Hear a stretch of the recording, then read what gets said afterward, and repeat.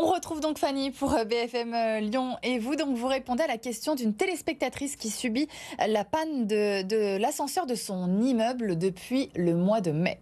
Oui, une téléspectatrice qui préfère rester anonyme nous a contacté. Elle a 64 ans. Elle nous a alerté sur une panne d'ascenseur dans son immeuble de 9 étages depuis le mois de mai. Il y a 40 locataires impactés. Elle habite au 5e étage dans le 9e arrondissement de Lyon, dans le quartier Gorge de Loup. Elle a des difficultés pour monter les escaliers. Je vous laisse l'écouter. Moi, ça fait bientôt 38 ans que je suis dans l'immeuble. Et puis là, depuis les réparations, là, depuis le mois de mai, c'est des arrêts incessants, quoi. Ils n'arrivent pas à le réparer. Est-ce qu'ils ont... Je sais pas moi, ils l'ont bloqué pendant un mois, il n'a pas été réparé. Il n'a pas été réparé. Ah bah oui, qui je dois contacter? Alors, que peut faire cette habitante dans ce cas-là? On le rappelle, elle est locataire. Elle peut contacter son propriétaire, le bailleur social Villogia, pour les alerter déjà de cette panne dans un premier temps. Mais en attendant, pour cette habitante, c'est compliqué. Vous l'imaginez, 5 étages à monter chaque jour, parfois plusieurs fois par jour. Et pour vous dire, un étage, c'est déjà 16 marches. 9 étages, on est à 144 marches, plus les 6 marches de l'entrée. On est donc à 150 marches pour aller jusqu'au 9e étage. Je ne sais pas vous, hein, mais Non, ça fait beaucoup avoir un quand bon même. cardio. C'est ça. Donc un quotidien totalement bouleversé pour cette habitante. Écoutez. Ben moi, c'est l'enfer parce que 5 étages, ça m'est pénible de monter. Et je ne peux plus aller faire mes courses. Je suis plus libre de mes mouvements. Il y a un vrai problème pour cette téléspectatrice. Qui est responsable, Fanny, dans ces cas-là?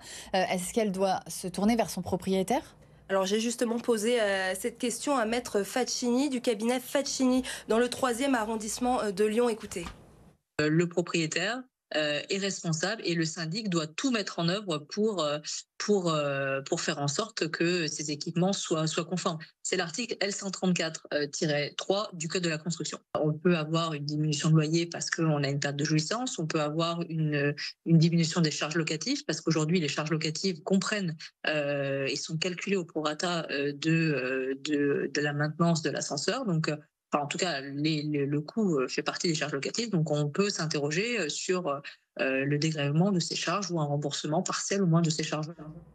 Alors pour savoir quand cette panne sera réglée, j'ai contacté le propriétaire et la société de réparation d'ascenseurs qui s'occupe de l'immeuble de notre téléspectatrice. D'après Otis, l'entreprise de fabrication d'ascenseurs, le problème vient de la porte battante. Vous allez le voir sur ces images, celle qui se situe devant l'ascenseur avant de rentrer à l'intérieur.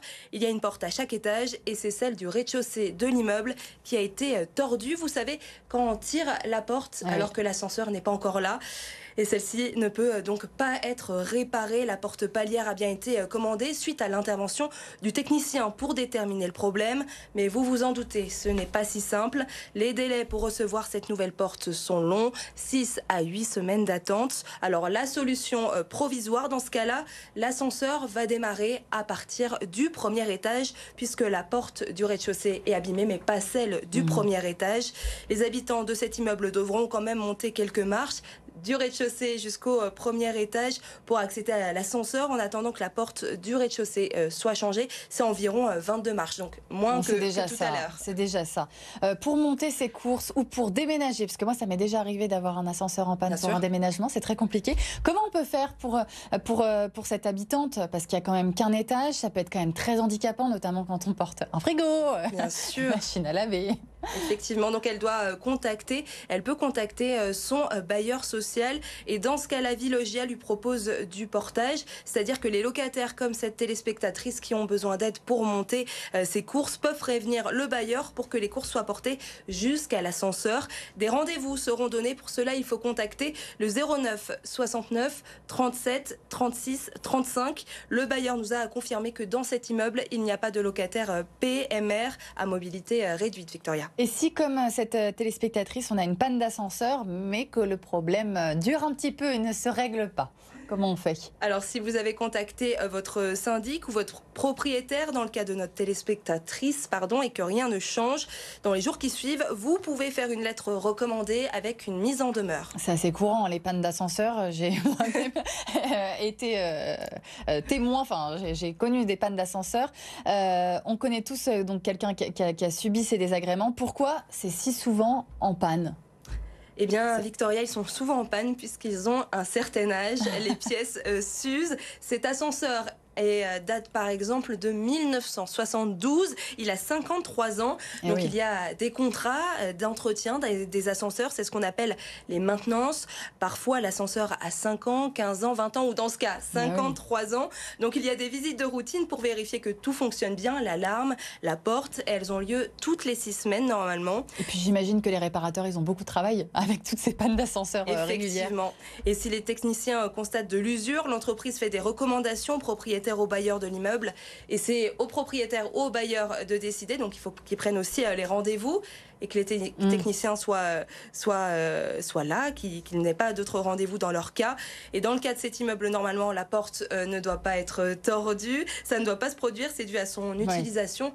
Elle a été abîmée, tout simplement en tirant dessus. En tirant dessus. Et concernant l'arrêt de la 2G, comment ça se passe pour les ascenseurs vieillissants?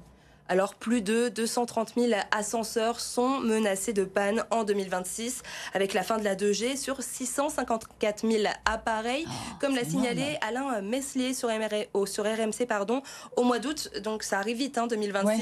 Je vous propose de l'écouter. Il y a plus de 600 000 appareils en France, 650 000 environ, donc une grande masse des appareils est équipée en 2G. La fin de la 2G est annoncée en fonction des opérateurs entre septembre 26 et décembre 26. Et donc, il ne nous reste qu'un an pour remplacer l'ensemble de ces systèmes de téléalarme par des solutions 4G, 5G. Le système de téléalarme, ça permet d'obtenir la liaison vocale avec quelqu'un qui va vous rassurer lorsque vous êtes bloqué en cabine et que vous pouvez légitimement avoir un peu d'appréhension sur cette attente, qui va vous renseigner sur le délai d'intervention, mais qui surtout aussi permet d'identifier exactement l'installation, l'adresse de l'installation, physiquement où elle est installée.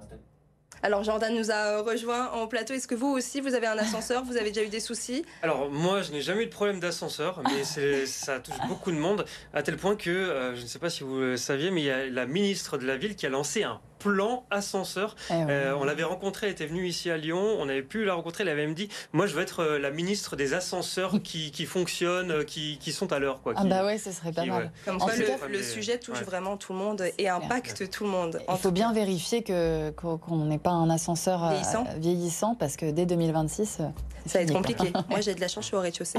Bon, pour terminer sur la 2G, les ascenseurs équipés de ces boîtiers en 2026 ne seront donc plus conformes. Les ascensoristes peuvent faire un diagnostic, même à distance, gratuitement, pour savoir s'il faut passer l'ascenseur en 4G. Mais la décision revient au propriétaire ou au bailleur. Le coût de ce changement, de cette mise à jour, est d'une centaine d'euros. Les travaux peuvent durer une demi-journée si c'est pour un passage de la 2G à la 4G. En revanche, s'il est trop vieux, il faudra tout changer et cela peut prendre une journée. Et vu que 2026, ça arrive vite, il peut y avoir des bouchons au niveau des rendez-vous. Donc c'est sûr que les propriétaires bailleurs sociaux, il faut peut-être déjà les alerter si vous êtes locataire dans un immeuble.